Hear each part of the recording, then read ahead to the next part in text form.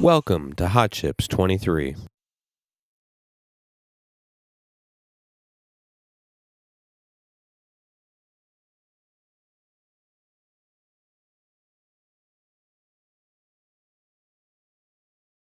Panel session. The ecosystem wars. It's not just about architecture.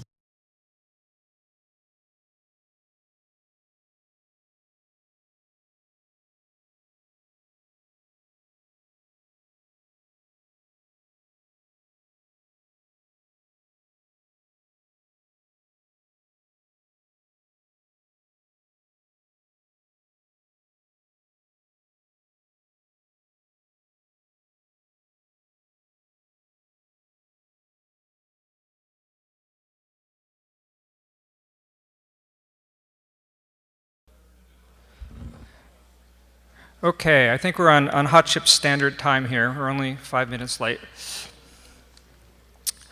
I'm going to introduce Jim Turley, who's actually going to introduce the rest of the panel because he knows them better. He actually put it all together. Jim Turley claims to be a professional nerd and magazine editor and occasional race car driver. And he's the founder of Silicon Insider, a technology analysis firm, and editor of Electronic Engineering Journal. Before that, he was president, CEO of a small microprocessor company, VP of marketing for yet another small microprocessor company, a lot of them probably here. He used to have a real job as a hardware engineer and programmer working on a number of embedded systems, and claims to have a stunningly attractive wife, 2 overachieving children, and a possum living under the house. And I'll let him take it over. Not in that order. Thank you very much, Alan. You can leave the lectern now. We're going to stay here in our comfy chairs and entertain, intellectualize, and admire the rest of you out in the audience. Thank you all for coming. And most of all, congratulations on finding it back to the auditorium after dinner. So we'll try to make the next 88.5 minutes worth your time. To that end, we have assembled a crew of intelligent folks, all to my left, stage right. No, that's stage left, your right, which we'll introduce now. And the topic, of course, we'll be discussing is the role of ecosystems in the microprocessor world. Beginning with Mr. Jim St. Ledger, who represents Intel, a company of which I'm sure you've heard. He started life as a manufacturing rat working for General Motors. That's Detroit, right? That's it's in Rochester, New York. Oh, yeah, that's where. Not quite at Detroit's level. That's where those come from. Okay, so he's into heavy metal. But then, of course, he fell off the engineering track and he joined the dark side. He went into marketing, but we'll let him in anyway. He's worked on both the equipment and the silicon side of semiconductors for about 15 years and lived to tell the tale. His current work in Intel's Embedded and Communications Group is focused on packet processing for telecom and datacom networks, and his fame and notoriety come from his Twitter exploits. You all may know him as Twitter_Jim. And if you don't, now's the time to sign up for the feed. And as he said, he's giddy to be here tonight with this charming and attractive crowd. So, what will become a pattern at the beginning of our panel here, I will give our first speaker a minute, maybe 2, to make some inflammatory opening statement before we get into the Q&A session. So, take it away, Jim. Thank you, Jim. It's Intel_Jim, by the way, on Twitter. Oh. How many people here do anything on social media? Raise your hands. A couple. That's more than it's been. Yeah, a couple years ago, I did a session at Embedded Systems Conference called Social Media for Engineers, Is It Really Worthwhile? Or something along those lines. And it was interesting to see a few of them who didn't do it. That's a volunteer part of my job at Intel. I'm in the unknown group of Intel that is doing embedded work. My specific work is comms infrastructure stuff. So next time you pick up the phone and make a call somewhere along the line, it's actually going through an Intel chip in the back-end infrastructure of things. So been there 10 years, bounced around in the world. It gives me an interesting perspective between aerospace, semiconductors, and whatnot. Okay, we'll have some fun with that later on. To your right, we have Dr. John Heinlein from ARM, another processor company of which you've probably heard. He is currently employed as the VP of Marketing for Physical IP, what the rest of us used to know as Artisan Components before that was acquired by ARM in 2004. He's also a non-exec director of Cyclos Semiconductor, which does resonant clocking technology, one of those strange, bizarre techs that I'm sure is never going to come to anything. From 97 through 08, he was with Transmeta. Talk about strange, bizarre technology that never came to anything. where he held a variety of executive roles in engineering and in business. Dr. Heinlein's background is computer architecture, first at Carnegie Mellon, but then he got his PhD in electrical engineering at Stanford University. Oh, man. Wow, it is late. He's an avid scuba diver and was even a scuba instructor for 9 years. Likes to snowboard and do triathlons. In other words, the man is into pain and self-abuse. That's true. John, tell us about yourself. Hi, so you mentioned ARM. I think people know about ARM perhaps from the processor side. I think perhaps as we'll talk today, we're in quite a growing business and a lot of different aspects. I'm on the physical IP side, which is standard cells, memories, other kind of chip building blocks, the kind of underpinnings that people use to realize their chips in silicon. I'll talk about hopefully a broad range of things today on ARM. And I think from the topic of the panel is ecosystem, and it's sort of like it takes a village. And I think ARM is hopefully serving as a real example of what that ecosystem is like. I think our entire business model is oriented around partnership and so on, and I think we'll talk more about that. I thought the business model was oriented around collecting royalties. Well, which is sort of the same thing. Oh, okay, fair enough. Next up, we have Jim Reddy, a denizen of Silicon Valley for many, many years, probably more than he'd like to admit. For those of you of a certain age, you may remember Jim Reddy as one of the founders of Hunter and Reddy, real-time operating system company, and more recently, the founder and CTO of MontaVista Software, a company that is deliberately misspelled. You can ask him about it, which he started in 1999. Before MontaVista, he was with Reddy Systems, right? With the Vertex real-time kernel, did a myriad of devices, including the Hubble Space Telescope, which was a somewhat low-volume application, all the way up to mobile handsets, which is a pretty big royalty, though. High-volume handset. Comes with one free shuttle trip, though, not so bad. Tech support sucks, though. That's right. And he gets credit for taking Linux into the embedded world. Really, do you take credit for Linux in the embedded world? Yeah, pretty much. I'll be damned. Okay. I'd back him up on that one. He's the Al Gore of Linux. That's right. Congrats. Well, that and $100 million, yeah. Yeah, okay, right. A cup of coffee. Okay, fine. Where were we? Led to the first Unix-based mobile phones. Oh, that's your fault. Okay. Deployed by Motorola, NEC, and Panasonic in '4, pioneering the disruptive changes we see with Android today. Yes, Android's being disruptive, isn't it? Okay, Jim, here's your 2 minutes of fame. Go. Well, I've been a victim or beneficiary of the ecosystem in the semiconductor embedded world for, 20 some odd years, 30 years, I won't count. But so when we get into discussion, I can tell you what's good about it and what's bad about it and where I think it is today. Oh. That's it. Okay. He's saving his time for later. Yeah, I see. And I give a minute back to the speaker. That's right. No, you don't want to do that. Okay. Next up, the penultimate speaker, and probably the last normal one, is Robert Day, who started his career as a software programmer on 8080-based embedded systems back in the 80s. Oh, I get it, 8080 and 80, yeah.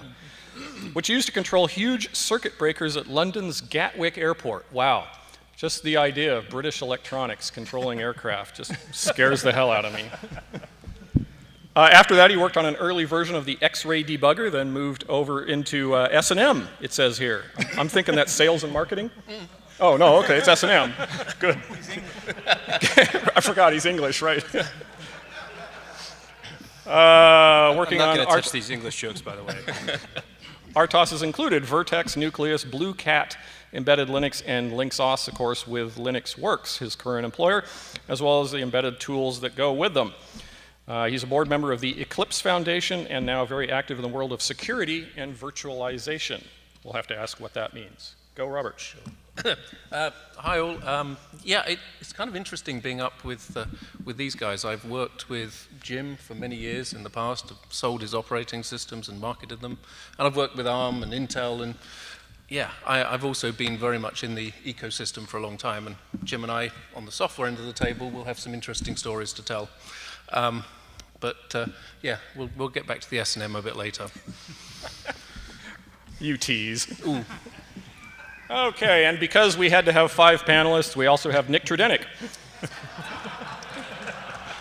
Nick has the usual degrees from the typical universities, yada yada. He's had a bunch of run-of-the-mill jobs. He's been a fry cook, Air Force pilot, janitor, university professor, dishwasher, design engineer, truck driver, naval officer, our Navy? Yes. Oh, wow. Oil field worker and even corporate exec. He helped start a few companies, but of course they kicked him out after that. And despite an appalling lack of knowledge about programmable logic, he was the chief scientist at Altera. Let's see. He was once research staff at IBM's Watson Research Center. He keeps trying to find things that he can do well, but no luck so far. He's pretty much unemployable as far as we can tell. He is, however, an IEEE fellow. He's on the Army Science Board. He's a Navy captain. He's an Air Force pilot. He's one of the founders of NextGen. He's on the IEEE Committee of Engineering Accreditation Activities. He worked for Motorola, where he designed some of the firmware for the 68000. Let's see, he's got 9 patents, a textbook, and 60 publications to his name. He's got a PhD in electrical engineering. And it says you taught at something called UC Berkeley. Do they have a school over there in Berkeley? And at University of Texas at Austin. Okay, Nick, salvage yourself. That was too much, and as will become painfully obvious if I make any other remarks up here today, I know nothing at all about this topic, which makes me an appropriate panel member because I represent the 99.9% of potential customers who aren't otherwise represented on this panel. Okay. So taking the role of the everyman. Terrific. Exactly. So the topic tonight is ecosystems. Ooh, very nice green word. It all sounds very interesting, something a marketing dweeb would come up with. For our purposes, though, ecosystem is everything but the microprocessor. We love to talk about processor architecture and instruction sets and pipelines and branch delays. You know, a couple of us here used to be editors at Microprocessor Report, and you know, that's, if there's a urinary Olympics, Microprocessor Report are the guys out there with the measuring tape. So, you know, we're all about processor architecture and pipeline design. But it turns out that the reality is probably very different. The reality of how engineers, and just as important, their managers, how they choose a processor, how they use it, how it's useful, how it's not useful, depends a lot more on things other than processor architecture. How could that be? How could it be that the intangible aspects or the ecosystem or the surrounding technology could actually be more important to success, to performance, or to failure than the processor architecture itself? So, we will be taking questions from the audience, so feel free to scribble down your questions for our panelists as we go along, but in the meantime, I'm going to interrogate these guys here and see what the reality of the situation is. And our first victim is going to be the guy from Intel. When you mention the name microprocessor, you shout the word processor in a crowded theater, most people think Intel, I think. The average press would have us believe that Intel has something like 90-some-odd% market share. So Intel must clearly have a position on the relative importance of processor architecture versus processor ecosystem. What do you think? Take it away. Yeah, I mean, most of what we do, no matter what market we're in, there's a fundamental role of the ecosystem. You know, in the PC space, it's the classic Wintel historically, right? That grew up from the 80s and on. Partnership with IBM from a standpoint of the system they put together. And then as PC evolved over the years, it moved into the hardware vendors. Anybody who's worked with Taiwan folks know that if you go there, it's an amazing place from an ecosystem for motherboards. My first trip to Computex years ago was a eye-opening education, let's say, if anybody's ever been to Computex, where you walk around and you can't possibly imagine there's that many companies making boards. So there's hardware ecosystems, there's software ecosystems. At the end of the day, they have to fit together to form a ecosystem solution, sort of a network of folks that help deliver your product to the marketplace, and actually more importantly, the solution for the customers. For us, it's all about complementing. And how does that come about? How does that massive ecosystem form? Is it something that a person or a company can do deliberately, or is it just one of these wild, random, organic things that just happens? I think predominantly, certainly at Intel, it's a very deliberate strategic activity. So you're taking credit for that then? Well, for our work, we are. To Jim's point earlier, right, when he said, hey, I brought Linux to the embedded space, I will back that up. I remember 12 years ago, it was a long time ago, when Linux was just getting going in the embedded space, or the idea of it was anyways. Those were our early days. I think it was right after you started MontaVista, in fact. Right? We started talking to him about what it would take and what it would look like to bring Linux in the embedded space. And we kind of mutually agreed it is a good opportunity. It's something needed. We went and worked with the MontaVista folks and started doing that. And I actually think it's turned out very well. I would argue here's a good stretch for you, that the existence of Android in embedded phones and embedded devices today could have been catalyzed by the work we did back then. Oh, it is. I mean, I can trace that. Yeah. No, it's true. Very much so. There's just as a comment, there's an old, I guess it's a biblical quote or whatever about you teach a person, or you give someone a fish and you feed them for a day, you teach them to fish and you feed them, they can feed themselves. And and I don't know all the dynamics, but I think one thing that I know that Intel in this particular case did quite well, and it was to help create a market so that companies can survive. And as opposed to, for example, perhaps funding something or whatever where someone can last a little while, but in the end, it's getting the customers to actually pay and to create an ecosystem, but where the money flows is what's fundamentally important. Because if you don't do that, then and it's somewhat intangible maybe how that happens, but it's the making sure that there's a possibility for folks to succeed in business, then helps self-sustain that environment. And without that, so it's the old follow the money strategy. Yeah. But by the way, it's got to be woven into the strategy, though, because I will say over the past 12 years or so, we're working with various ecosystem folks, hardware, software, middleware, all points in between. My work today with an ecosystem partner, usually as a side part of projects, is purposefully done with that in mind. I would rather find someone who would almost want to work with me, even if it's a unique project for free, and maybe I'll seed him some money.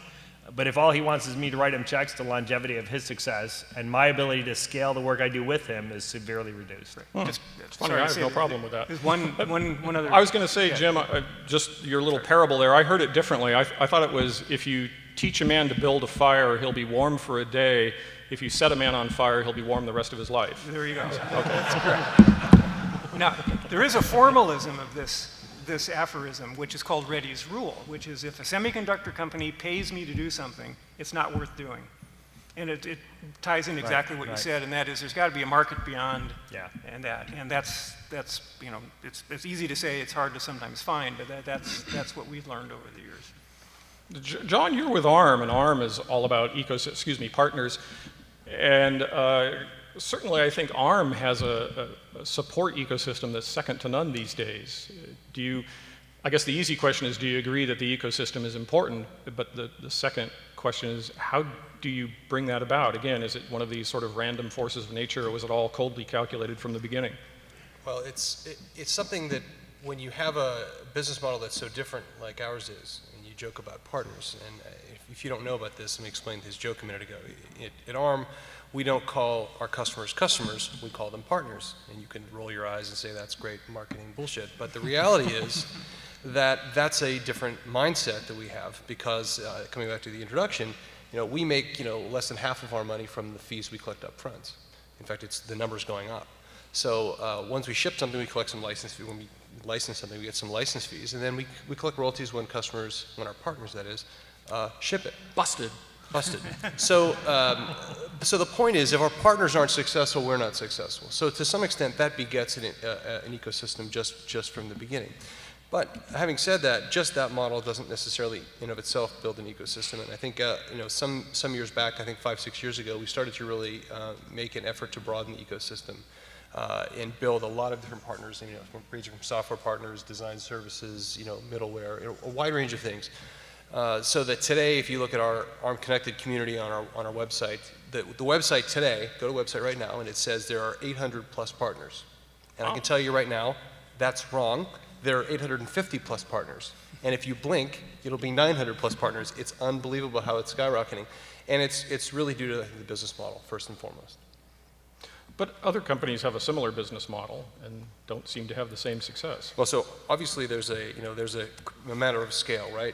We've got a level of scale that there's lots of applications using our architecture, and so I think it's Intel has a ecosystem. Look, you got a shark swimming through the ocean, and there's these little remoras. I'm a scuba diver, okay? There's these little remoras stuck to the shark, and those they're waiting for crumbs to fall out of the shark's mouth. They live a very happy existence their whole life on the crumbs that fall out of the shark's mouth. And so if you have a big enough ecosystem, a big enough market, there's plenty for the other people to do. But I think Jim's point is right on. I mean, you don't want to just, it really needs to be everyone wins along the way. John's actually touched on something really interesting, which is we don't necessarily call our customers who work with us partners, and you rightfully do. But when you have someone who's buying your product, but also fundamentally a key partner in your ecosystem, how do you work with those guys? And it's a balance because their purchasing guys want to beat the hell out of you on pricing, and their guys who are doing business-related activities want to get closer to you and work together, so mutually it ends up being more business. And it's a really interesting dynamic, at least for the work we're doing, when you're trying to walk both sides of that. Robert, you're over at LynuxWorks, and you're one of the guys that these people talk about as partners slash customers slash ecosystem. Yep, we're a partner of both ARM and Intel. I think one of the nice things about both of these companies is that they really do try and make sure that their partner ecosystem does have some of the crumbs or some of the food or whatever. It's all too easy for the semiconductor or the IP vendors, customers to say, well, I want you to provide everything. I want you to provide the software. I want you to provide the operating system. And I think, both companies have done a good job of saying, we'll provide parts of it, but we still want, a vibrant ecosystem, which, helps us build the technology to make the chips and some of the functionality that goes into the chips work. So an example is, because I'm a virtualization person now, Intel has put virtualization into their processors. It's really no good without having software to take advantage of it.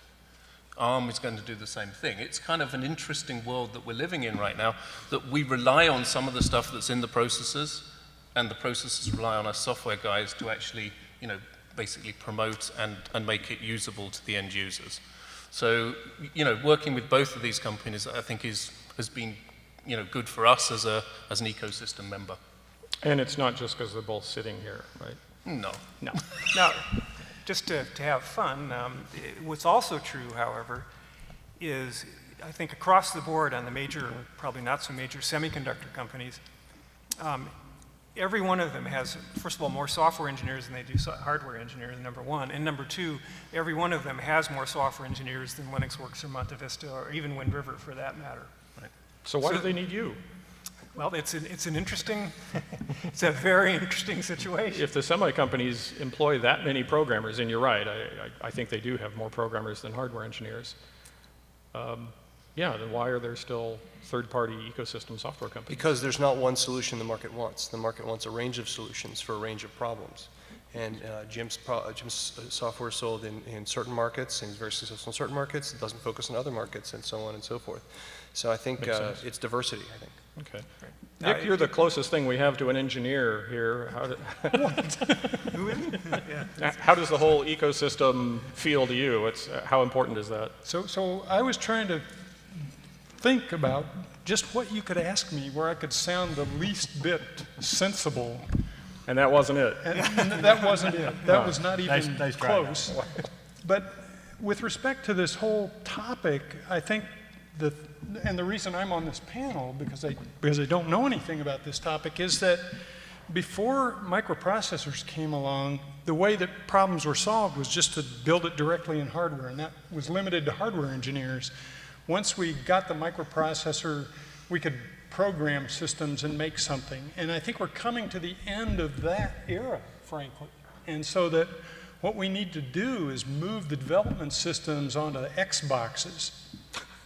And so I'm serious about that, because what's going to happen the next phase, I think, and I shouldn't belabor this too much, but I think we're going to see a Moore's Law improvement in mechanical systems, and we're going to see the merging of mechanical systems and electronics.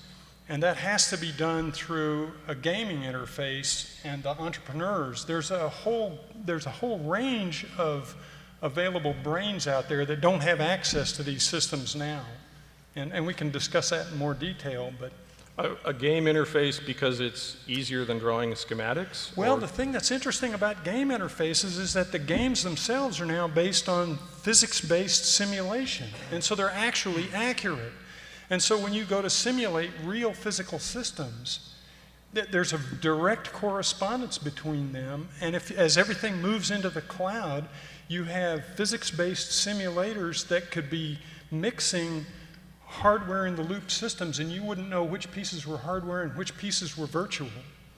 And so you can sit in Saudi Arabia, of all places, messing around with an Xbox and design a system through a game interface and then order it from UPS, and somebody will manufacture it and ship it to you, and as an entrepreneur you can start selling that thing. And it might be a robotic window washer or a diving unit or I don't know what, but that's what we need to do. Is the questions here are wrong. I mean, you don't care what the engineers and software people are doing.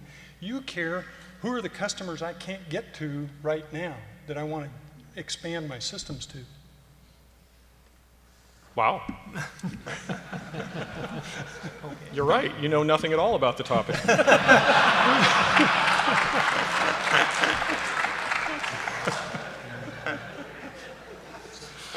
I knew that would become obvious.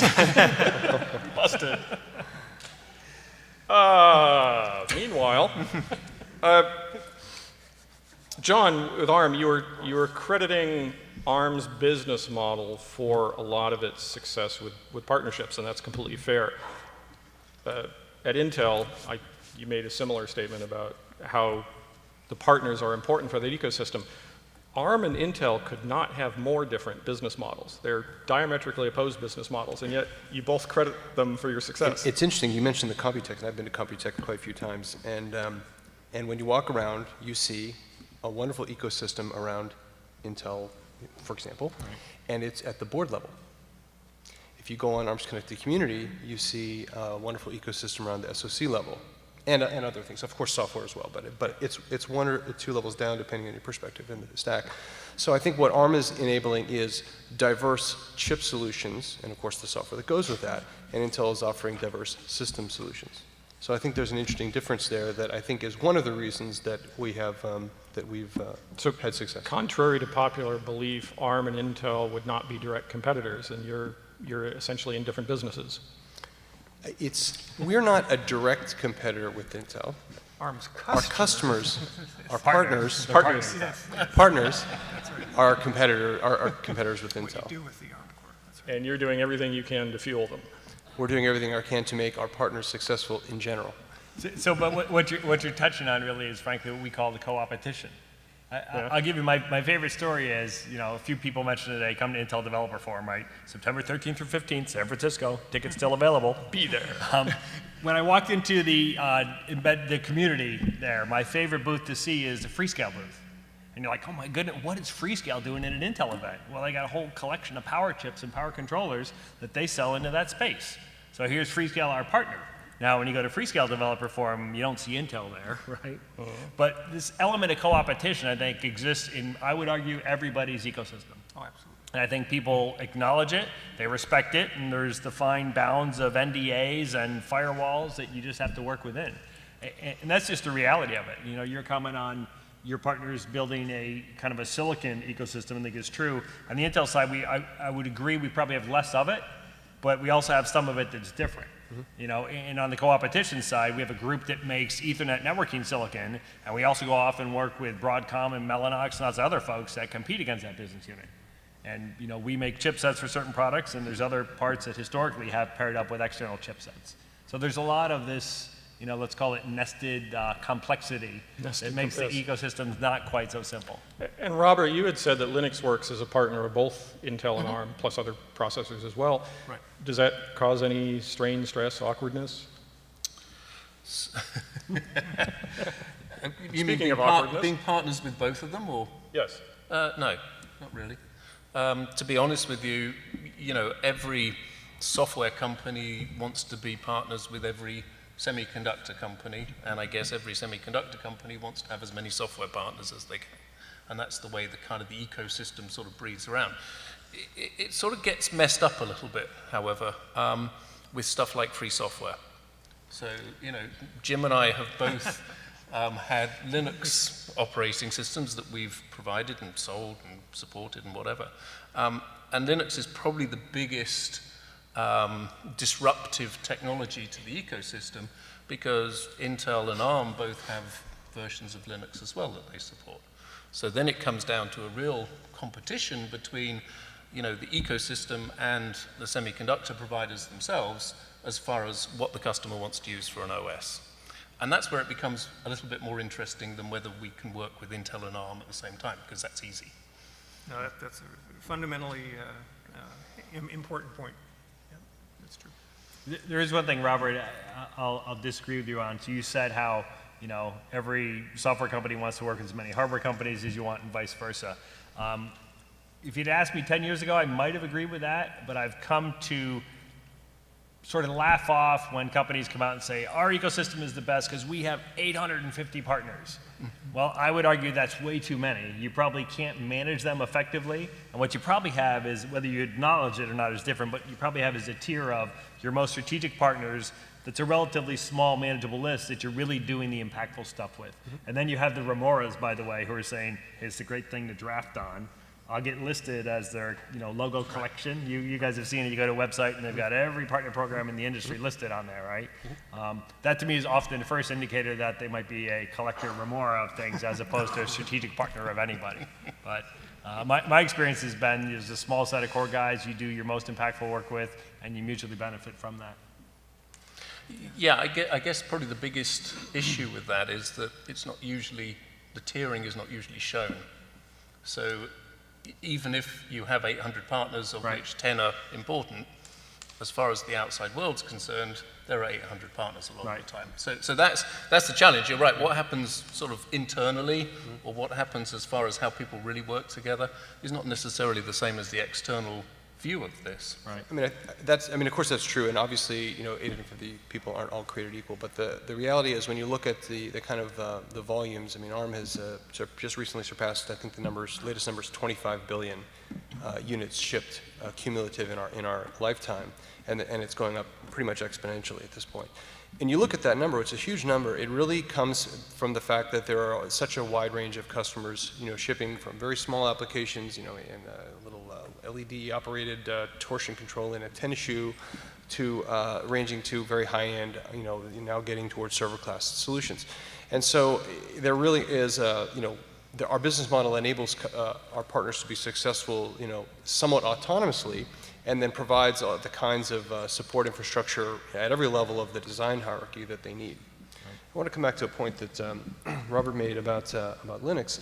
You know, I think I don't think, you know, ARM particularly has any preferred solution of Linux. In fact, actually, what we've done last year, we actually created our own. Well, we were one of the founding members of a nonprofit organization called Linaro, which is entirely oriented around helping build middleware and a platform that then is released into open source to support Linux development. So I think our goal is really to support a broad range of software solutions. And in fact, one of ARM's stated goals is we don't pick winners. So we encourage people, we give them the tools to succeed, and we let them you know, differentiate themselves. Yeah, and in fact, you know, ARM, for as long as I've been working with ARM, you've always been RTOS agnostic, which is kind of interesting. Because, yeah, there's every opportunity for ARM to acquire a real-time operating system and basically put it on every ARM-based solution that's out there, and you haven't done that. So Linux is its own force in the world, and, and Jim knows this, and I know this, that, you know, it doesn't really matter what the semiconductor companies do or the software companies do. A lot of why Linux is chosen is because it's an open source operating system that engineers like, and there's a huge, you know, ecosystem around Linux itself. So it's become the sort of the de facto out there as far as operating systems on certainly the higher end processor architectures. Remember, we're going to take questions from the audience, so if anybody has any, start making rustling noises, let us know, and we'll call on you in a few minutes. Change it up just a bit. We've established, yes, okay, ecosystems are important, partners, silicon partners, software partners, that's all important, that's terrific. Given that, and given the amount of time and expense that it takes to develop that sort of ecosystem, is there any hope for a brand new processor architecture? If someone were to invent the world's greatest microprocessor tonight, here at Hot Chips, and roll it out tomorrow, would it have a hope? Or is that day past? Can anybody else hope to accumulate this kind of momentum, this kind of ecosystem? If you have a brand new architecture, you'll have to have something that differentiates it from what's available today. Oh, they're all different. That's fundamental. Yeah, but you'll have to have something that someone wants to pay money for, that the money either wasn't going anywhere or was going elsewhere. And then the question is, what else is needed to complement that product? Is it a customer that, you know, has a very vertically integrated model where they are doing, you know, years ago there were a lot of companies that did their own in-house operating system, proprietary OSs. That's relatively going away, I'd argue, but they're still out there. If someone has a great new processor, the question is, what else is needed to enable it? And then who will do that? Is it the customer base that will do that, saying, look, I can do all the supporting middleware and software for it? Or do they put that onus on the inventor of the new technology? Or does he then have to go and convince somebody else, saying, he goes to see Jim and says, this is so compelling, these guys here really want to buy it, but I need you to jump in with me and develop solution XYZ to make it marketable. I think it comes down to being compelling for a marketplace. I think that's right. And the simple answer to the question is, now the ecosystem that, in a sense, both Intel and we have is a barrier to entry to new technologies. So it would have to start with something compellingly different first, coupled with, you know, perhaps the right business model, coupled with a little bit of luck and a key market. And I think when ARM started, no one would have probably foresaw where it is today. It started as a small little company with a little niche market. Perhaps you saw Simon's keynote earlier. He talked about that. And then, lo and behold, through a twist of fate, it turns out that it was a good solution for low power, and it has evolved into a technical advantage that has built an ecosystem around it. But now it's, you know, 20 years on, just 20 years last year we celebrated. So there's a lot of momentum. Nick, could a new processor architecture survive? So here's my answer after a minute and a half of reflection. The answer is we need to raise the level of abstraction to the point that nobody knows. And so when you get down to mapping what's ultimately at the end, you don't know. And so some of the things we saw today, for example, like XMOS, for example, might end up in those systems. And being a guy from an FPGA company, I'd have to say, well, gosh, those guys could do it if they weren't stupid about how they ran their companies. And so, yes, I think it's possible. But we have to raise the level of abstraction, and we have to do that in order to get the customers, the designers, the entrepreneurs that are out there who aren't participating right now. And if I could extend this even a little more. So I've visited a number of countries in the Middle East and the Far East and so on, looking at engineering programs, and they have some excellent engineering programs over there. The problem is that most of those companies have either totally dysfunctional governments or there's no indigenous industry. So they're cranking out all these engineers who see the best stuff they're ever going to see while they're in school. After they get out, they're finished. They have to either come to the United States or just sit at home or join a jihad group. And so we need to tap into that because you know what killed the IRA in Ireland was the fact that the economy started to work. And so those people went to work and they started earning money and buying beer and refrigerators, and they stopped bombing each other. And so we really need to do that worldwide, and we do that by raising the level of abstraction, get those people with Xboxes becoming entrepreneurs. No, it makes some sense.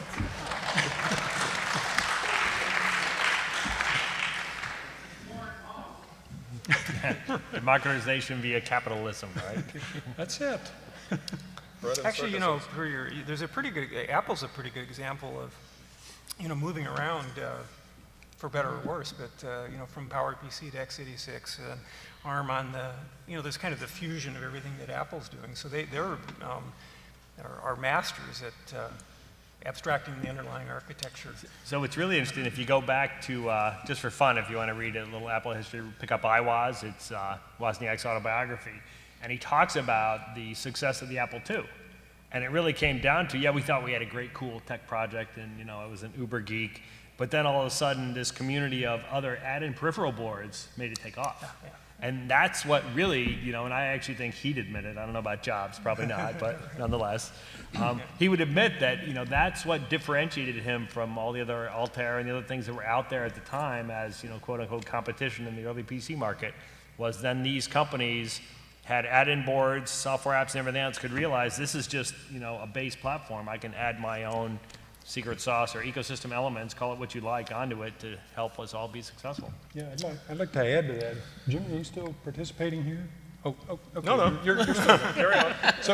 So I don't know how many of you guys know what's going on with Lego Mindstorm. Everybody familiar with? Yeah. So it's spreading. Now that's junk hardware, but it's spreading very rapidly in high schools for robotics competition. And so you can go online and there's all kinds of design resources there, which is just exactly what you were talking about. For the Apple II, that's happening in junk robotics. Now at the high end, the Army builds unique systems for everything. And I said earlier, mechanical systems are gonna have this Moore's Law thing improvement. One of the things that's going to happen is we're gonna get standard sets of components. And the simulators that are going to go with that are going to have these libraries of components that people can use at the far end. And so we need to couple into that for electronic hardware in the same way and get people in Botswana to help us design the component libraries for those things. They'll do it. So another trend that is coming upon us, and I'm not sure we're ready for it, is the cloud. So sometime in the future, no one will have a computer with them. They'll have some sort of tablet-y-like thing. And they won't actually be running software on that tablet apart from some client that will talk to the application that's running in the cloud. At that point, Jim, maybe this super processor that's the best tablet processor in the world with the best browser or client in the world, maybe that will take over the world. But it's becoming less and less about what the application software is going to be on the device and more, what's virtualized up in the cloud and how it streams down. So it's all going to be about network performance, graphics performance, and whatever your device looks like, possibly. Given that, in the future, are we going to see more different processor architectures or fewer? Because I could make an argument either way, right? If we abstract away processors and processor instruction sets and other arcane characteristics no longer matter, and they essentially become generic, then you could argue, well, we don't need so many different processors if they're not differentiated. But you could also make the opposite argument, well, now if they're all interchangeable, I can swap out processors without harming my software and my installed base and so forth. Now I can compete on price or power consumption or some other technical criteria, because today processors are not interchangeable, but if we abstract them enough, they would be. I mean, if you're looking only at a system level, then processor interchangeability, your argument might hold. But when you talk about the embedded market, and I'm talking about in the sense of handhelds, tablets, sort of portable electronics, the high-end portable electronics, the processor is not as interchangeable because it's fundamental to the power efficiency of the device, and I would argue that the processor of choice to make your tablet successful is one that's very energy efficient. I don't know where you get one of those, but you should look around. Actually, so that's a good question, is all the people out there that have tablets, do you know what processor's in your tablet? I mean, if you have an Apple one. Well, in this audience, they know. do. Yeah, no. But the vast majority of computer consumers, they don't. But they know that the battery lasts for 10 hours, and that's what matters to them. Put a stamp on it, says Intel inside or ARM inside. But I think there is abstraction that's happening, and I think both of you started to make the point. I mean, if you look at while the processor is still important from an energy efficiency and a compute per, it's no longer computes per watt, it's compute per joule, right? Really, because the batteries are getting so small that you need to count every joule you've got, every little microjoule. But if you look at things like graphics and so on, I mean, graphics is becoming more and more complicated. It's becoming a larger and larger fraction of silicon area in embedded, high-end embedded systems. And we're starting to see things like OpenGL, OpenGLES, OpenCL, these things that sort of abstract away somewhat, maybe a lot. And I'm not a graphics expert, what the graphics infrastructure is. And the graphics infrastructure is quite configurable and quite changeable. You can decide to configure it as, how do you topology and so on.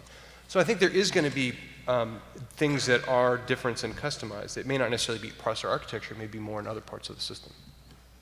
We have an alert audience member with a question. Yes, Question.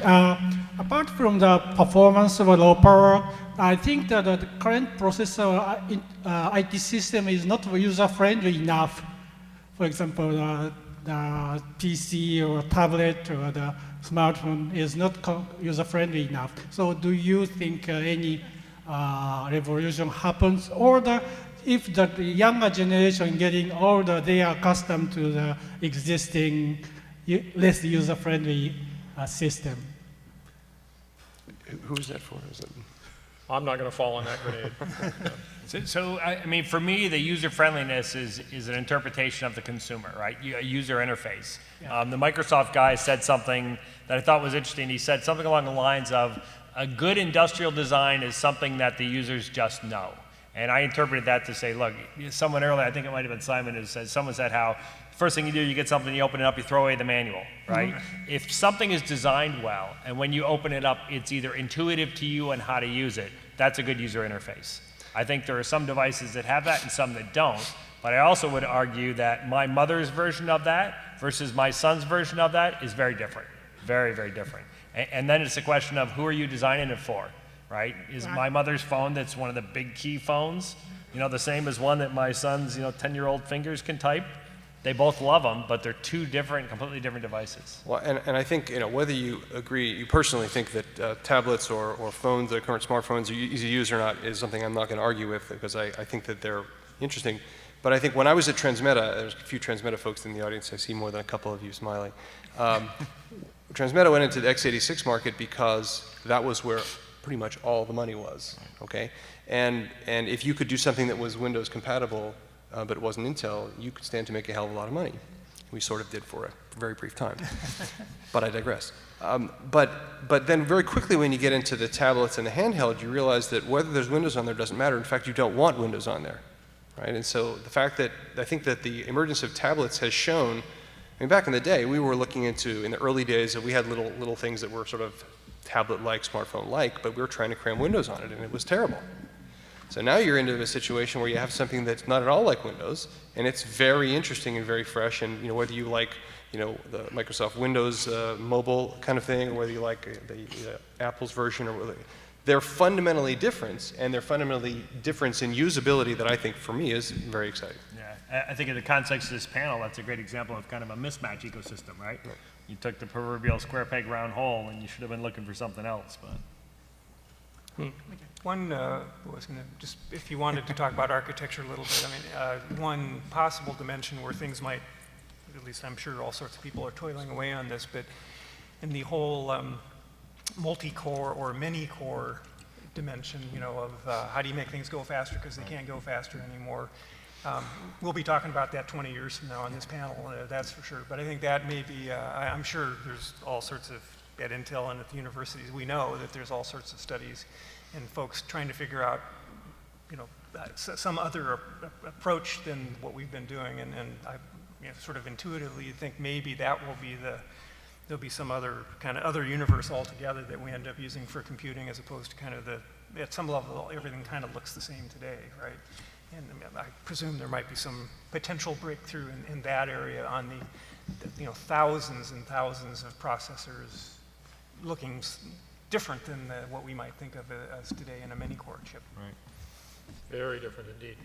Yes, sir. A question over here. So you guys have a pretty good love fest over here. So let's break that up. So yeah, where is the controversy? You guys are like agreeing with each other. Come on, man. This is a question for both Intel and John from ARM. So what's your each other's strategy to kill the other? So how will ARM kill x86? And the next question is, how will x86 kill ARM? I know I used to work for Intel. This goes on all the time, discussions. I'm sure ARM does the same thing. Let's hear it. I'm under a gag order by our lawyers. Oh, come on. My approach to the marketplace in general, certainly you need to be aware of your competitors, right? And in certain spaces, there are various competitors. ARM is a competitor for us in one space. People like AMD are a competitor in another space. IBM's Power Stuff, Spark, Cavium. There's lots and lots of different competitors, but they're all in different markets. So I think you need to be aware of your competitor. I think if you are in a position where all you're doing is reacting to how am I going to kill my competitor, Let me translate that into how am I going to take more market segment share from them, to be a little nicer perhaps. You need to be ahead of that. And I won't say you should ever ignore it, but your strategy ought to be what you think is best for the marketplace to get you the best market segment share, and then try to make sure you're a couple steps ahead of your competitor to do it. So how are you ahead of that? You don't have any market share into iPhones, anywhere in the mobile space where ARM is. Yeah, I'll have to say up front, my business, my expertise isn't in that space, so I don't want to represent that. I'll let John talk about it if he's got expertise in it, but my space is more the higher performance network infrastructure activities. Boy, you've been grilled by your lawyer, haven't you? I actually didn't tell him I'm here, so please don't let him know. It's on Twitter, don't worry. Yeah, but our attorneys aren't on any social media elements, so I'm covered there. Well, so you ask, I'm not going to answer your question, but I'll tell you, but I'll give you a couple of data points that may be interesting to you, and I want to leave you, if you leave nothing more, if you remember nothing more than this panel, I want you to remember the number 12. Number 12. And that is the number of units ARM ships, and I think it's cumulative over lifetime, versus Intel. 12 times more units ARM has shipped than Intel over our lifetime. Okay. And if you add up, you look at ARM, I mean, our revenues last year was, I think, mid 600s millions of dollars last year, something like that. And if you look at that, you say, well, that's a small company. That's a round-off error in Intel. Intel doesn't bend over to pick up $650 million. But if you add up all of the revenue of all the products that are shipped that contain ARM, processors and so on, it becomes quite close to the revenue of Intel. It's in the sort of the general vicinity. It's a little less, but it's in the vicinity. So I think that we've already done a very good job of building, an ARM-based world. And our mission statement is a world where all technologies are based on, all electronics are based on ARM technologies. And yet, it's not one size fits all. Our customers can differentiate, our customers can add value at every level of the stack, and we vigorously support that. So hang on a sec, 12x the volume, but a tiny fraction of the revenue. I think you're doing it wrong. I mean, I'm no economist, but you made it sound like a lousy business. So at what volume, 100x, 1000x, will you actually be the same revenue as Intel? I don't. You can do the math. You can go online and do the math. And the market will decide that. The market will decide, the portfolio of products that we both sell. But I'll give you another really interesting data point, building on Robert's comment earlier about the cloud and other things like that.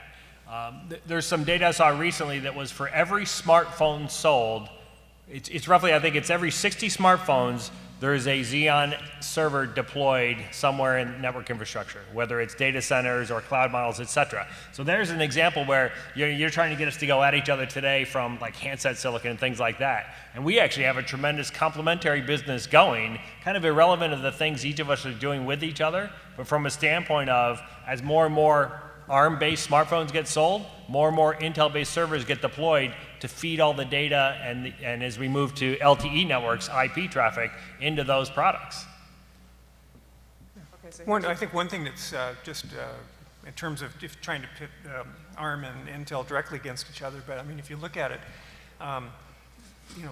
every processor or every chip that ARM ends up is almost by definition is an SoC, which is very much surrounded by all sorts of typically very rich application-specific, pointed at a very particular and a myriad of different application areas, and also not done by ARM, of course, but by ARM licensees. I mean, that's the whole model, and built at TSMC and other places. And Intel's not in that business particularly. Right. I mean, they're really completely. I mean, they're orthogonal to one another almost. I mean, for what it's worth, now they, so and there's some areas of intersection, but in some cases where someone, but fundamentally they're really quite distinct, it seems to me, just from the SoC standpoint. I mean, Intel is not particularly big at classic SoCs in the sense that ARM customers build SoCs. Yeah, right? Certainly our historical business, as you know, right, isn't that. Right. Where we're going in the future remains to be seen. Right, exactly. There's a focus there as certain devices we were trying to get into, demand that level of integration. Right, right. And by the way, in the embedded space, as you know, right, the 386SX was one of our best, I-960, lots of SoCs we used to do for the embedded markets years back. So. Love the 386. I wrote a whole book on the 386. Yes, ma'am. Just to be a little more specific on the question, suppose ARM and its partners wanted to get into the PC and server space. Maybe each of you, Intel and ARM, could address, from the ARM perspective, how easy would that be to do, given the topic here on the ecosystem that they'd have to break into. And on the Intel side, perhaps you could give the answer to the same question. How hard would it be for ARM to do that? How much time do you think you have before ARM really invades your traditional markets? I guess I'm supposed to go first. Well, if you may have noticed, in January, one of the things that had to happen was Microsoft announcing support for Windows on ARM. And they announced in January that Windows 8, or whatever they're going to call it, I don't know, is going to be supporting ARM, based on initially a few platforms and presumably scaling from there. So I think, to some extent, by definition, that's going to happen. Now, what's that going to look like? Is that going to be a PC like you think of a PC with an ARM inside? I don't know. I think it may be an evolutionary process, but one of the key hurdles is getting support for Windows on ARM. And as someone mentioned, I think Jimmy had mentioned, a lot of Microsoft's products right now, Office and so on, are built on a middleware type of approach. So I think porting those kinds of things, the kind of key applications, if you will, isn't necessarily the same problem it once was to get to another platform. But in exactly how that plays out, I think certainly remains to be seen, but that's one key hurdle that has opened up. Yeah, I mean, specifically, I think your question was about the server space. I think in the server market, I won't pretend to be an expert on the dominant operating systems, but most common ones, Windows Server. I don't know if Jim, if Linux is #1 in server space, or certainly it's a very, very large player in there, right? And to John's point, once you get the major, let's call it the fundamental components ported to run on your solution, then you can start making a play in there. Without them, you may be a non-starter, perhaps. Then the question is, what other elements do you need? Do you need some other middleware from companies like IBM or others that are out there that are relevant in those spaces or not? But at the end of the day, it comes down to what your product offering is and what the market wants. I think the last 5-6 years in the server space, for sure, there's been a recognition of energy efficiency and performance per watt and overall efficiency of data centers. As things move to the cloud and more huge data centers get built out, that will continue to expand. And what Intel's done in recognition of that is a bunch of different cool climate efficiency initiatives, as well as offer a bigger spectrum of server parts from a performance per watt.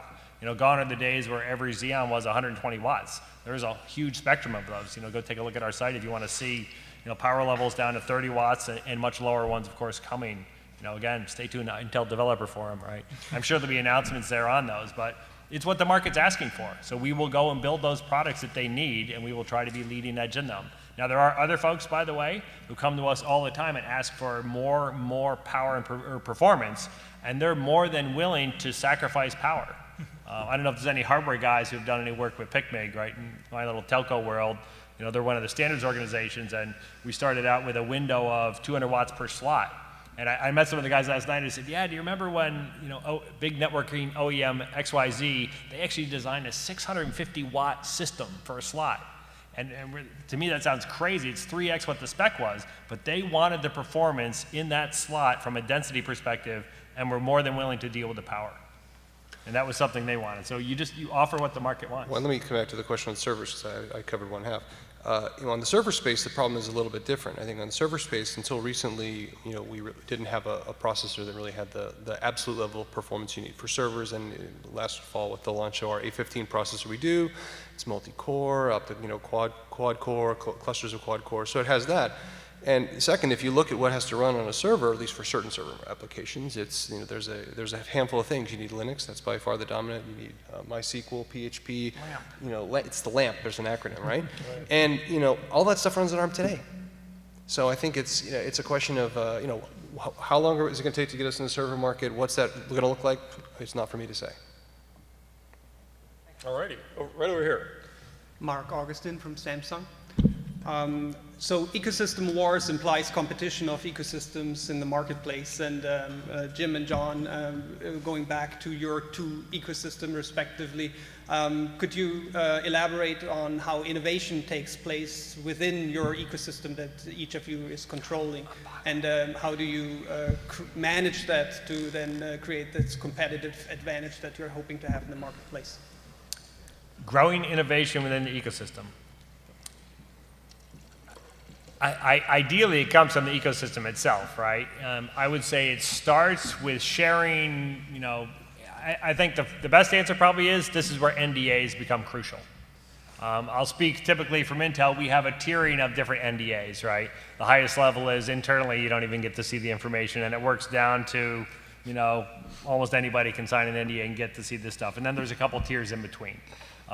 As with any company, we're very protective of our intellectual property, right? I'm sure it's bread and butter for ARM, right? That's what their business is all about, right? But it's crucial in the tech space in general. So to help drive innovation, you figure out, again, who are your relevant partners, where do you expose the level of innovations that are coming, that are really groundbreaking, and you let them figure out how they can go and capitalize in their own product development on those innovations that are on those technologies that are coming. So then when you launch it, you sort of have a turnkey ecosystem. It's up and running with something amazing and new that can say, this new feature Intel just brought to the marketplace is now enabled. Robert's comment earlier about virtualization, I think, is a great example, right? Intel spent a tremendous effort on Intel virtualization technology or hardware assists to remove some of the latency, overhead, and performance problems of virtualized systems. But doing that is terrific. We do the hardware silicon side of that. We don't do the virtual machine monitors. You know, we don't do things like LynuxWorks is doing to take that hardware and turn it into something special when you go and deploy it in a military system or a medical system out there. And they do a great job of that. But without their hardware, the customer can't do it and do anything with that technology. I mean, we have yeah, I mean, that's true. I mean, I want to try and bring these guys in because questions are coming here. Fact is, we work with software partners at great length at every level of the stack, ranging from operating systems to middleware, as we talked about, and tools and so on. I mean, I think one of the things that we do, I think, a little bit differently is, you know, any new technology you come out with, as sort of Jim mentioned, you want to have some early partners that work with you. And, you know, we very carefully work with lead partners so that these technologies get adopted quickly and get catapulted into the market. And that happens at every level. It happens at the processors, but it also happens in other areas. It happens in terms of tools, development tools, debugging. I mean, we have our own debugger suite, our own development compiler suite that we like, but we also enable our customers to, and our partners to develop solutions that they sell, and we're open about that. We just recently at DAC this year launched a coherency spec that's going to take us to the next level of having coherency on the system.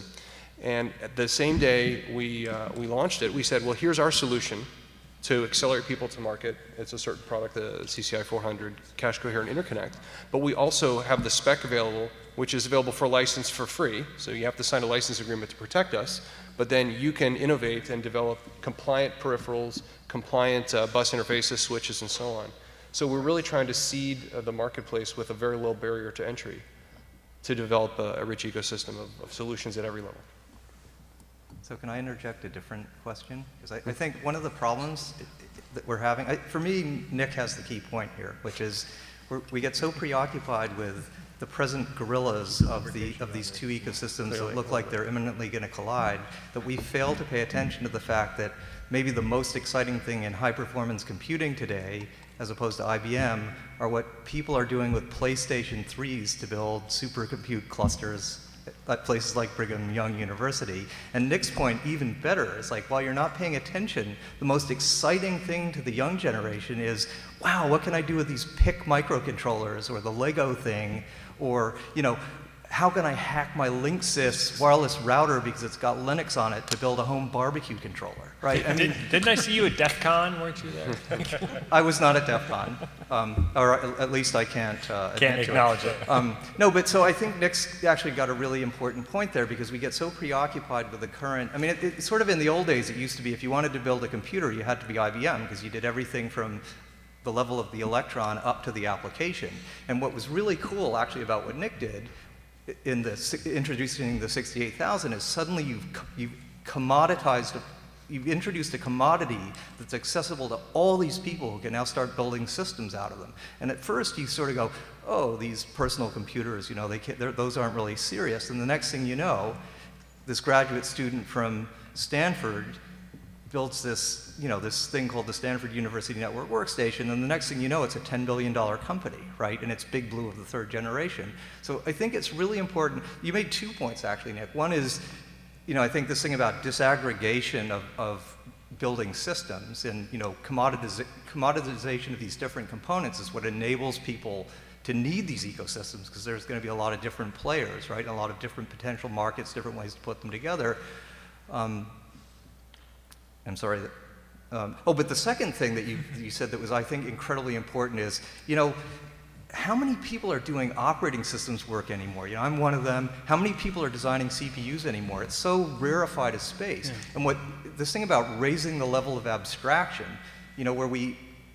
that's still going to be important, but that stuff is so highly technical and complex now. And the place where the ecosystems are going to be exciting and explode are things like, you look at what's going on with social networking, or people building stuff on open source, and things that people are going to be doing with microcontrollers. So I think, and to some extent, things like virtual machines, like what Java was trying to do, that's kind of what's cool, I think. So I think we're kind of looking at existing ecosystems, and one of the things that's sort of provocative to me is, what are going to be the foundational components that establish these emergent ecosystems? That's the stuff. Look at how games go right now. Let's use games as an example, okay? And I'm not talking about game platforms. I'm talking more high level, just a general point.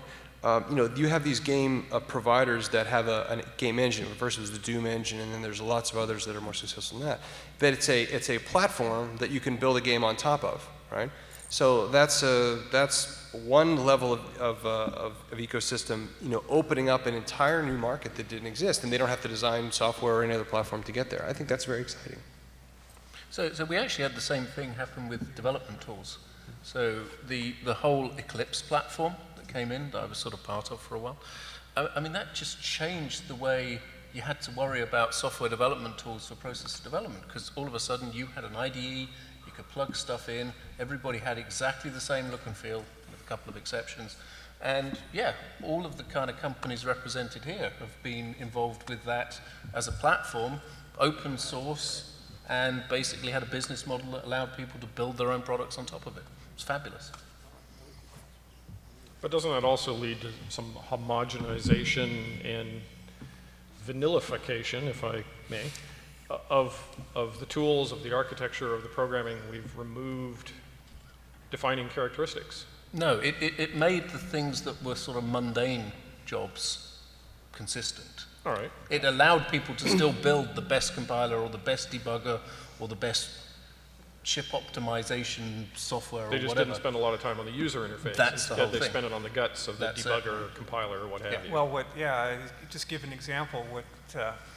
What nearly killed Microtech, our company that we both used to work for, was trying to get the same software on different platforms, Unix, DOS, Windows, and so on. And it probably did kill Microtech, as I can tell. Right. But anyway, and when we started MontaVista, one of the rumors that came out very early was that IBM was going to put together this cross-platform uniform development environment called Eclipse. And I said, a gift from God, because we knew we were going to have to do that for Linux, cross-development. And we were worrying about Sun and Windows and so on. And I knew it was going to be just a tremendous money sink. And that was very nicely solved thanks to our friends at IBM. So that was I think things like that, it becomes a foundational piece, so it also expands your business. Because all of a sudden you go away from, to your point, Jim, having to customize your offerings for each one of these to now you can play in all these spaces. And maybe before there were 5 markets you'd like to be in, but you could only afford to do 2. And something like Eclipse opens it all up for you. Yeah. It took a little while to get sort of industry traction, but I think it's, do I dare call it a standard now? Oh yeah, for sure. Yes, sir. It seems to me, if we look at history a little bit, that perhaps due to IBM, the IBM PC gave a common ecosystem that both Intel and Microsoft could use, where all software simply ran on all hardware. It was an ecosystem where everything worked together, which made it pervasive. The thing I see with Linux, and I wish Linux to be very successful, but it's always seemed to be going slower, is that there were so many different variants that it didn't benefit from a common ecosystem. And so I see a little bit the same thing with ARM. It has so many options and flexibility, But there's not one common ecosystem for which all software will run. So don't Linux and ARM have a challenge here? Isn't the ecosystem war with yourselves more than anybody else? The speaker, my good friend Dave Ditzel, is from Intel. Well, currently. Also, you mentioned Windows and PCs and how it all works together. I couldn't help but think, man, your PC is better than mine. I mean, Dave makes a legitimate point, and I think you can certainly make the case that the best feature of ARM's ecosystem is also the biggest challenge of the ARM ecosystem is that all the chips are quite different. And if you look at the top 10 or so ARM-based app processors or so on, they have some fundamental differences of memory map and things like that, how they configure things. And that causes some problems. So I think there's two things we're trying to do to address that. Thing one, and I don't think it's a Linux issue, by the way. I think Linux is just the platform that's being blamed for it. I think the first thing is I mentioned Linaro earlier, and I'm not just saying that as a plug. It's something that's just we're trying to promote the kinds of middleware and the kinds of infrastructural things that isn't going to make you buy a computer, but it's going to make you not buy a computer. You don't care which version of the Ethernet driver is on your PC or whatever. You just care that it works all the time, every time you plug it in. And so what we need to do is make sure that we have a platform of middleware and drivers and so on that just works, and then we enable guys like these guys to put it into platforms that then satisfy certain markets. That's one. And two is we're trying to do reasonable things and encourage the ARM ecosystem to have standards where it doesn't differentiate while still allowing it to differentiate where it matters. And we're actively promoting that now, where we're encouraging people to don't differentiate for the sake of it if it diminishes the benefit of scalable software.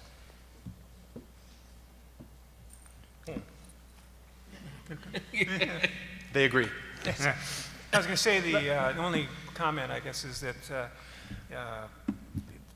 if you look at where Linux will run, and for instance, all the different SoCs, they're highly differentiated from each other by all the I/O that they have on them, and they're going into, as by definition, an SoC, they're going into very particular vertical applications.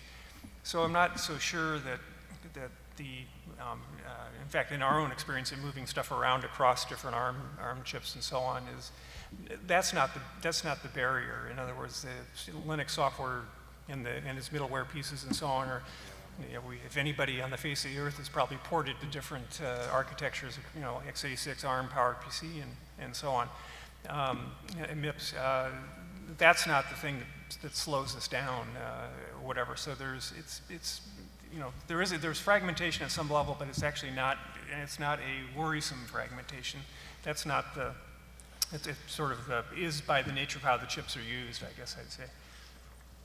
And I think all of that stuff should be completely invisible to the user. You should be able to take an 8th grader from Alexandria, Egypt, and have that person design any system by being able to talk to some graphical user interface running on an Xbox. That's what you guys should be doing, because that way you can compete at the bottom level. But what's happened? If you look at market share for the FPGA companies, you'd say, gosh, with this technology, they ought to be growing faster than the market, but they only grow at the rate that the market grows. And the reason they grow at that rate is that they're designer limited. And I think that's what we're running into here, is that we're opportunity limited by the designers, because you have to understand these stupid systems that I know nothing about, but these guys are experts on. And unless we can get away from that, we can't grow the market much faster. Yeah, but it's being abstracted away. Android is a good example of that. I mean, Android is now a development or an environment that you can run different applications on. Most people don't really know what's the underpinnings of it. The Linux that's underneath Android is done magically by fairies somewhere, I guess. But what people actually, design to now and what they write applications for is Android. And it's going to get more and more like that. The underlying operating system is almost going to be like the underlying chip. It's going to be this sort of commodity item that you put other stuff, the software applications, on top of. I think the development system and the simulator should be the same thing. Mm-hmm. Yeah. And first of all, I want to make a point. Nick said something about robotics and how that's the next best thing, and I just want to point out that tomorrow's keynote is about that. so if you think that's important, you should show up. But the title of this panel is Ecosystem Wars, not just about architecture, and no one's really defined really what makes an ecosystem. Is it the development environment? Is it the operating system coupled with the development environment, the language?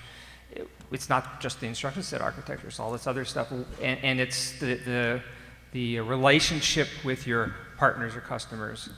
And I would say clearly that both Intel and ARM have an ecosystem, but there's something different about those ecosystems, besides the fact that, simply the fact that Intel actually sells chips and ARM's partners sell chips. It's kind of a level removed. So how would you distinguish, and from the point of view of the other people on the panel, not just Intel and ARM, how would you distinguish the differences between those ecosystems and how you think it matters? Should we have them answer first? Yeah. Well, I think what you just said is true in the sense of, you know, the way ARM gets to market is the way that Intel gets to market, and that's true. And then, but after that, it starts to be more of the same in the sense of, from a software standpoint, then it's, you know, are there successful software businesses that can thrive in that environment? So to me, the whole point of an ecosystem is one where there's money, you know, where customers pay, and have an environment in which an independent software company, for instance, can be successful. So that's kind of the definition of it. And I think one thing that Robert had touched on earlier, and certainly I've seen firsthand, is open source and Linux in particular, but open source in general is a very powerful and disruptive technology. And the ultimate expression of open source, in talking about, you know, ecosystems are defined by, you know, money, is Google and Android destroying the entire, you know, cell phone industry, or, you know, Symbian and so on, and reducing to zero, you know, billion-dollar revenue streams and so on. So that's sort of an anti-ecosystem, if you see what I mean, and it's very powerful. So that's one aspect of open source that we certainly, you don't want to get too close to that, but is software, and software is particularly amenable to this because it's software, is software as a strategic weapon. And you've seen it in beautiful form, in a weird way of looking at it, but seen it in a awesome form, I guess you'd say, with respect to what Google has done. We saw it a little bit on what we got to do to Wind River, for example, but nothing like what Android has done to the cell phone industry. And so that's a whole other thing about this, which is, yeah, it's nice, everybody's got good businesses and so on, and then it can also be used for the destruction of businesses. But I think the ecosystem just moves up a level from the software side. Exactly. So yeah, if there's a common Linux platform now or a common Android platform, then, you know, the ecosystem becomes the applications or the industry-specific applications that come on top of it. So there's still an ecosystem, it's just moving. And so for, you know, software vendors like us, we have to figure out, well, okay, if everybody's getting a free operating system now, and it's free development tools that go with it, okay, probably don't want to be there. Where do we make our money? And so, yeah, you have to either verticalize or go off into sort of niche areas, or you find other parts of the system that haven't been open sourced as yet. For example, I wouldn't want to, I mean, I'm sure they're doing okay, but a Symbian ecosystem partner is probably not feeling real well right now. They have to move. I mean, in other words, there are disruptive elements. Yeah, and I went to a Symbian users conference, I don't know, 8 years ago, 10 years ago, and it was mobbed. Yeah. Because at the time, Symbian was the place where application developers wanted to be. Yeah, it's probably not the same anymore. But I mean, look at the benefit of the, you know, the app, app stores in Android and, you know, Apple app stores. I mean, that's a market that didn't exist. It was like a poof of smoke, and this market came out of nothing. And if you know, this questioner who talked to Nick about, you know, how to develop things. I mean, I'm not sure that developing hardware, we're not yet at the point where you can develop hardware as easily as you say. I think there'll come a time, not so far from now, when you can, because there'll be so much silicon, you got to do something with it. So you might as well be able to configure it. A bit like FPGAs, but perhaps different. But I think that there is a huge, you know, cottage market now in app development that just didn't exist at all. And I think that's the first thing that's going to capture the imagination of this generation. I'm sure. I mean, I'm sure. The only point being, there's probably a bunch of Symbian guys that said, "Whoops, I better get over here." Sure, so there's little. Yeah. Yeah. Luckily, they had someplace to go. Dr. Wharton, you have a question. I'm not a real doctor. My name's John Wharton. I'm a consultant, and I'll target my my question at Nick just because I like hearing him answer things. It's hard to make predictions, especially about the future. A lot of the discussion tonight seems to be that ecosystems are something that's identified that companies pursue, as though how do the ARM people attack the Intel ecosystem? How would Intel confront the ARM ecosystem? Which is like an intelligent design argument, that there's somebody who identifies a market and decides to go after it. In the case of Netscape and Android, maybe that's true. They see profit to be made in intelligent smartphones, and they pursue that. But mostly it seems like ecosystems evolve. That's a natural selection type thing, that they're never identified except in retrospect. That products are developed that satisfy a niche that people maybe didn't know existed. Before the PC, nobody knew that there would be 100 million Americans buying desktop computers. Before the smartphone started getting useful, nobody realized that there's value in making telephones more capable. Using maybe the FPGA field, what might be, what future ecosystems might we discover were there all along? That's a hard question because we would have discovered them if we knew they were there. But how do ecosystems get created versus recognized, and what's the trick to recognizing that something has potential in order to start pursuing it or cultivating it? Wow, that's a great question, John, but unfortunately I have a 30-minute answer to it, so I'm gonna skip all that and just tell you that for Xilinx and Altera, that ecosystem is completely screwed up because, for a couple of reasons. One, the wrong people are running those companies. And for the second reason, it's a part of the business strategy to make sure that there's no universal ecosystem. Now, given that that's said, there is a product out there. Just on that point, just to interject there, because I think ARM and Intel show two fantastic ecosystems. I've lived the FPGA ecosystem for 20 years. And one of the things that is so clear is how, I think you said they're only a $5 billion market because maybe the programmability. So whilst I don't disagree with that, I think it's because both companies have systematically destroyed their own ecosystems. No ecosystem grew with those two companies. IP companies were killed by giving the stuff away free, and hardware companies were killed, the systems companies were killed. Basically, Xilinx and Altera wants to take all the margins, and I think that's why it's only a $5 billion market. Anyway, sorry. So let me just skip to the end, and that is that I think that ecosystem already exists, and it's the gaming interface. So you're going to have a library of components, and you're going to be able to manipulate those components to build systems and make them do behaviors. And then ultimately the way it becomes an ecosystem is that sometime at the end of that, after you run this simulation and this thing does what you want it to do, there's going to be a little box down there that says, do you want us to ship you one of these? And as soon as they ship the first system, that's now an ecosystem for development of those robots in this case. Although that business is not being done right either, and I'm looking forward to tomorrow's talk for that. But I mean, if I take Nick's point, which just because he's mentioned that 4 times, so I think I'll just touch on that. I mean, I think if that happened, the very first thing you'd see was there would be a cottage industry of widget makers that then would contribute widgets into that. You know, like for example, I've got the free fall simulation widget, so that when you're running a parachute game, the free falls modeled accurately. And the component sets too. I mean, everybody out there that's going to try to design a robotic window washer is going to have a different set of suction cups, and they're all going to be in the library. Yeah, so now whether it becomes rapid prototyping and created in hardware, it comes in the UPS or not, it doesn't really matter. I mean, I think that sort of building up of the markets is what we're seeing now in applications, and then if we get to the point where that happens in hardware, well then, so be it. I think it will.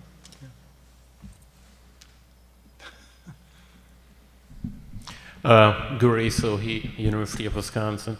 I have one brief comment and then a sort of a question is, You know, if you take a look at a lot of the microarchitectures coming out these days, just based on work that has been done in academia about 15 years ago, but there has been very little in new innovative microarchitecture work in academia very recently, which sort of leads me to believe perhaps there isn't much that cores 5 or 10 years from now are going to be doing. And now the question is really, so if we assume we'll solve this multi-core programming problem, and that means that future performance is going to come simply from parallelism rather than core designs, what's that going to do to each one of your ecosystems? I don't think we are close to solving the multi-core problem, by the way. I think we have a very I didn't long say way it. to go. Well, I said okay, if. Okay, if. I think it'll be evolution. Someone mentioned earlier on, I think there's two sides to the evolution question. I think there are ecosystems with intent that are strategically created, so I would disagree with the gentleman's comment earlier, but once they are in place, like they largely are today, certainly for the majority of Intel's business, let's call it standard ecosystem is in place, and it will evolve. As multi-core started hitting, 5, 6 years ago or so, first dual core, quad core, 6-core, and hyper-threading, keep going, out came the opportunity for companies like SilkArts and RapidMind and others who had tools that were specifically focused and targeted on helping to solve that problem. And there's lots of other companies still today that are trying to do the same kind of thing, either from the tool side or other approaches for that. I think that's the evolution, both of the existing ecosystem plus the, let's call it catalyzing new vendors and new startup companies. And I think that's the opportunities that are created as these big dynamics happen and inflection points in the industry like multi-core. I do think there's lots of other approaches too. Earlier there was some mention of heterogeneous versus homogeneous. And there's also ways enabled by software companies where you can take a homogeneous multi-core system and do heterogeneous implementations on it. I think that's the creativity you need from an ecosystem to create interesting solutions and drive those businesses. What's that going to do to your margins that allow you to maintain your ecosystems? So that's getting at. So. Well, it needs to find a way for us. Clearly, if an ecosystem becomes detrimental to your margins, I'd say something's inverted there. I would hope that the ecosystem finds a way to make more money for themselves, but not at the expense of other players in the ecosystem. If it's at the expense of other players and they haven't necessarily created value for the downstream customers, they've taken it away from somebody else. John? So you say, if you're able to solve the parallelizing problem, will it destroy our business or our ecosystem? Which was your question? How's it going to impact your ecosystem since, our innovation in core isn't going to be as important, which means you're not going to be able to charge as much more, which means all that kind of stuff, Well, I think we're way far away from there, as you well know, and as much as we've all been working on it for a long time, I think that's a long ways away. And I think, energy efficiency and, as we get to advanced technologies, the leakage and those kinds of issues are becoming such a problem that if you could put 100 cores on a chip, you'd still have a hell of a problem with power and cooling and so on. So I think it's not that you just throw silicon at the problem and it's completely solved either. So it's got to be a careful balance of different things. So I don't think it kills either one of our businesses overnight. I think it will cause an evolution, as someone said earlier. I was just wondering whether there's a dramatic thing like Jim talked about what happened in the software to the cell phone thing. So, okay, thanks. So actually there is an interesting approach, and I'm going to go back to this, with virtualization, which is what's happening in the data centers and the servers right now. They're multi-core, multi-processor systems, and they just virtualize. Yep. And when you virtualize, you can run whatever you like on top of it. So in the data centers, you could run, Windows 2008 or Windows 2003 and a Windows whatever, all on the same piece of hardware. Yeah. We're close to that being the same on a smart device now. Sure. You get a multi-core virtualized ARM or Intel processor, you can run 3 different operating systems with 3 different types of application set on the same device. It opens up an actual new ecosystem world for people to actually make more money off single processors that are sold. So I think virtualization is very exciting. As you say, as Jim and I said, we both provide hardware support for that now. So But I think his question was about single core. You know, how do you go from single thread performance to, you know, I think that was your question. All right, we're about out of time, and it's getting to be my bedtime, so we'll take one quick question from each microphone. Go ahead. So it's great that the talk is about turning 2,000 pace of very sophisticated chip into 2 pace and maybe a couple of knobs that people can program and easily use it. But there's another aspect of it, it's the power. And in every single presentation I see today on all the core, the challenge is power, whether it's server-based, mobiles, and anything. And with power, at least today, you have no choice but to know the architectures, the specific implementations of the chips. So how do you bring power into your ecosystem that a software driver, a driver that can understand power and can see the impact of whatever they write on power, not just the performance aspect of it? Because without getting the right power, even you're going to have thermal problem or battery problem or anything that, so you have to make sure that you're within the power envelope. So power has to be solved at every different level, and I think I've said absolutely nothing about my own part of the business, and that is the physical IP implementation level, where, you know, basically I spend every day talking about power and how do we reduce it, how do we manage it, and how do we enable our customer with tools to get their hands around it. You know, how do we get them the performance they want at the cost they need, while at the same time power that's tractable and mobile devices. So I think it's ecosystem at every level. I mean, we have IP providers at the hardware level where we expose to them solutions that let them customize the different parts of an SoC. So there's a high performance part of the SoC, there's a low power part of the SoC, and they have different implementation solutions. As you go up the stack to the drivers need to be power aware, and that comes back to understanding power down states and so on, and, you know, what parts of the chip can you turn off. I mean, it's actually very complicated. You know, I mean, Intel guys do this and we do this. Very complicated to know which parts of the chip you can turn off at which time, so you don't have a performance impact. And then as you go up the higher level, you know, it gets all the way up to the operating system. So I think it has to be solved at every single level, from the transistors all the way up to the top. To be clear, the fundamental power level is that everybody always wants more. If you were to look at the computing power today in a performance per watt basis, you'd see an unbelievable improvement of what we have today versus what we have 5-10 years ago. The problem is nobody wants to say, great, I'll take the performance level I had 5 years ago at the orders of magnitude reduced power you can give me today, and I'll have this device that will run forever. No, they don't want that. What they want is, all right, I keep having this power problem. We've sort of agreed to, you know, what is an 8-hour battery life? How long does your phone need to last? Does your laptop need to last that you're okay with that? And then just give me more performance at that level. Now, we could give you the same performance level next year and the battery lasts longer, but rarely do people choose that. Yeah. So then it's a question of how do you help them manage that? And to John's point, and I'm sure, you know, hopefully Jim can jump in on here, as a semiconductor provider, what we do is give the direct customers or ecosystem players the opportunity to have all these knobs to turn, whether it's P states or S states, or an ability to do live migration and flex migration and virtualized servers, all these different knobs. But then the question is, who's going to go implement these?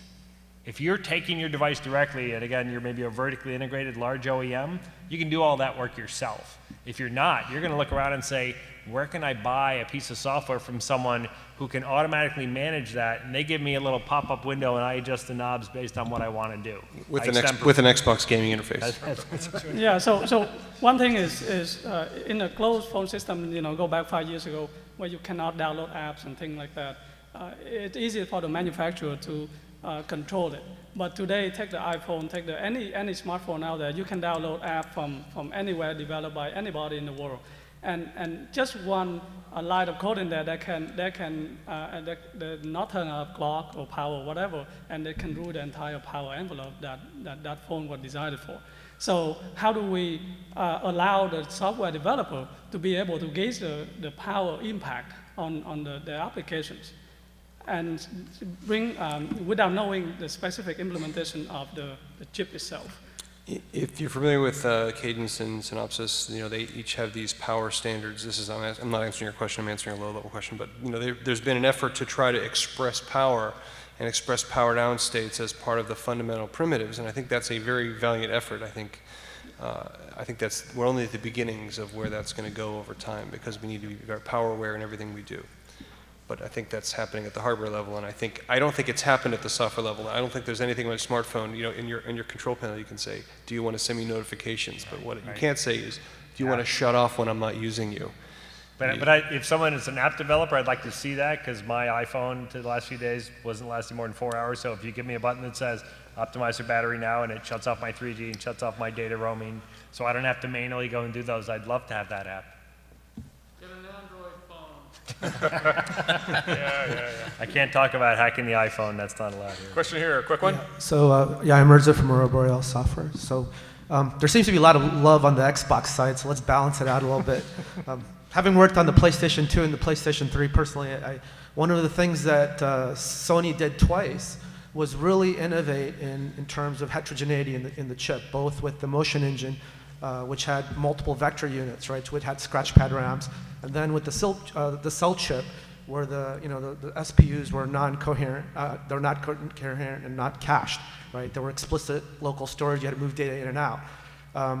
There wasn't an equal innovation on the software side, so adoption kind of stunk, and then everybody claimed it was too hard. Now, if you go back and you say the ecosystem wars, it seems like from an innovation perspective, ecosystem wars are awfully boring, because there is a very little motivation to innovate at any level, because if you innovate at any level, you disrupt your own market, right? So the real interesting point would be is what kind of an ecosystem could you create that would have a big enough demand that would allow you to drive an innovation from every level of the stack.